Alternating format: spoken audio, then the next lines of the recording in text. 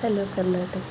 ಇವತ್ತಿನ ಬ್ಲಾಗ್ ಬಂದು ಒಂದನೇ ದಿನದಂದು ಬೆಳಿಗ್ಗೆ ದೀಪ ಹಚ್ಚಿ ಬ್ಲಾಗ್ನ ಶುರು ಮಾಡ್ತಾಯಿದ್ದೀನಿ.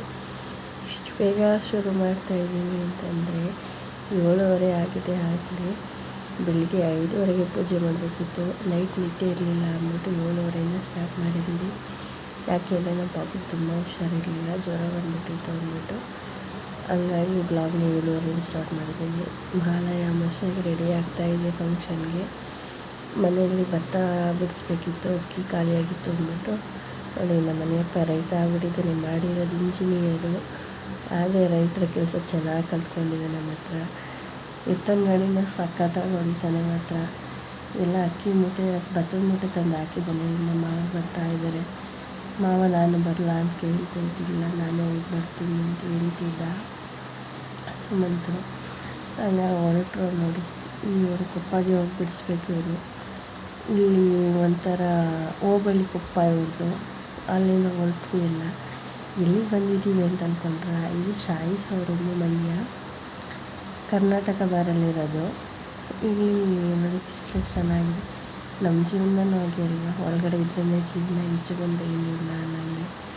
ಎಲ್ಲ ಶೋರೂಮಿಗೆ ಬಂದ್ವಿ. ಏನು ತೊಗೊಳಕ್ಕೆ ಬಂದ್ವಿ ಅಂತ ಅಂದರೆ, ನಮ್ಮ ಮನೇಲಿ ಸ್ವಲ್ಪ ಹಳೆ ಸಾಮಾನೆಲ್ಲ ಇತ್ತು, ಅದನ್ನು ಸ್ವಲ್ಪ ಹಾಕ್ಬಿಡೋಣ ಅಂದ್ಬಿಟ್ಟು ತೊಗೊಂಡ್ಬಂದ್ವಿ. ಹಿಂಗೆ ಹಬ್ಬ ಅಲ್ಲ, ಕ್ಲೀನ್ ಮಾಡಬೇಕಿತ್ತು. ಹಂಗಾಗಿ ಸ್ವಲ್ಪ ಹಳೇದು ಟಿ ವಿ ಇತ್ತು. ನಮ್ಮ ಮಾವ ಆಗಿನ ಕಾಲದಲ್ಲಿ 25,000 ಕೊಟ್ಟು ಟಿ ವಿ ತೊಗೊಂಡಿದ್ರಂತೆ. ಅದನ್ನು ಪಾಪ ಅವರು 300-400 ಹಾಕೊಂಡು ತುಂಬ ಫೀಲ್ ಮಾಡ್ಕೊತಾಯಿದ್ರು. ನೋಡಿ, ನನ್ನ ಮಗ ಮೋಟೋಣ ಎಲ್ಲೇ ಹೋದ್ರು ಕೆಲಸ ಮಾಡ್ತಾನೆ ಇರ್ತಾನೆ ಪಾಪಚ್ಚಿ. ಕೊನೆಗೆ ಫ್ಯಾನ್ ನೋಡಿದ್ವಿ, ಅದು ಓಪನ್ ಮಾಡಿಸಿದ್ವಿ, ಹಿಂಗೆ ಮಾಡೋಕ್ಕಾಗಲಿಲ್ಲ. ನೋಡಿ, ನಾವು ಕೂತೀವಿ ಸುಮ್ಮನೆ ಫ್ಯಾನ್ ನೋಡ್ತಾ, ಏನು ಮಾಡೋದು ಗೊತ್ತಾಗಲಿಲ್ಲ. ಅದಕ್ಕೋಸ್ಕರ ಅವ್ರನ್ನೇ ತಗೊಳ್ಳಿ ಬಿಟ್ಟೆ. ಅಲ್ಲಿ ಹೊರಟು ಊಟ ಮಾಡೋಣ ಅಂದ್ಬಿಟ್ಟು. ಎಲ್ಲರಿಗೂ ಹೊಟ್ಟೆ ತುಂಬ ಹಸಿತಾಯ್ತಂತೆ. ಹಾಗಾಗಿ ಬಂದ್ವಿ. ಏನು ಆರ್ಡ್ರ್ ಮಾಡ್ತಿದ್ದೀವಿ ಅಂತ ಯೋಚನೆ ಮಾಡ್ತಾಯಿದ್ರಲ್ಲ. ನಾನು ಚಿಕನ್ ಬಿರಿಯಾನಿ ಆರ್ಡ್ರ್ ಮಾಡೋಣ ಅಂದ್ಬಿಟ್ಟು ಮಾಡಿದ್ದೆ. ನೋಡಿ, ಬಂದಿದೆ. ಇದು ರವಿ ತಂದೆ ಬಿರಿಯಾನಿ ಅಂದ್ಬಿಟ್ಟು ಕರ್ನಾಟಕ ಬರಲ್ಲೇ ಇರೋದು. ಹೋಗಿ ಊಟ ಮಾಡಿ ಒಂದು ಚಿಕನ್ ಬಿರಿಯಾನಿ ತೊಗೊಂಡ್ರೆ 79 ರೂಪಾಯಿ ಅಷ್ಟೇ. ಅಲ್ಲಿಂದ ಹೊರಟ್ವಿ. ಇದು ಪೇಟೆ ಬೀದಿ ಮಂಡ್ಯ.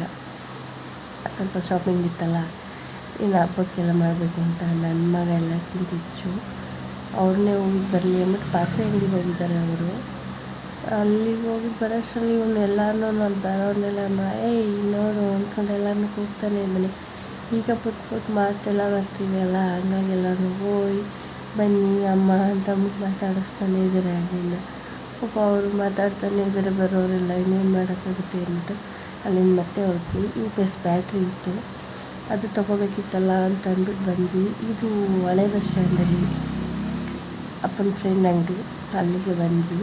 ಅಲ್ಲಿಂದ ಹೊರಟ್ವಿ. ನೋಡಿ ಏನೇನು ತಂದಿದ್ದಾರೆ ಅಂತ. ಇದು ಏನಂದರೆ ಮಾಮೂಲೊಂದು ಕರೆಂಟ್ ಸ್ಟೌವು ಮತ್ತು 2 ಕುಕ್ಕರ್ ಮತ್ತು ಫ್ಲಾಸ್ಕ್ ಇದೆ. ಅಲ್ಲಿಂದ ಅಮ್ಮನಿಗೆ ಸೀರೆ ತೊಗೋಬೇಕಿತ್ತು. ಅಂದರೆ ಇಲ್ಲಿ ಮಹಾಲಯ ಅಮಾವಾಸ್ಯೆಗೆ ಹೊಸ ಸೀರೆ ಇಡ್ತಾರಂತೆ ಹಬ್ಬದ ದಿನ. ಹಂಗೆ ತೊಗೊಂಡಿದ್ದೀವಿ. ಚೆನ್ನಾಗಿದೆಯಾ ಅಂತ ಹೇಳಿ. ನಾನು ತೊಗೊಳಕ್ಕಂತೂ ಆಗಲಿಲ್ಲ, ನಾನು ತೊಗೊಂಡಿಲ್ಲ, ಇಷ್ಟ ಆಗಲಿಲ್ಲ ಅಂತ. ಅಮ್ಮನೇ ತೊಗೊಂಡಿದ್ದು ಸೀರೆ ಇದು. ಈ ನೆಕ್ಸ್ಟ್ ಬ್ಲಾಗಲ್ಲಿ ಮೀಟ್ ಮಾಡೋಣ. Please, good night.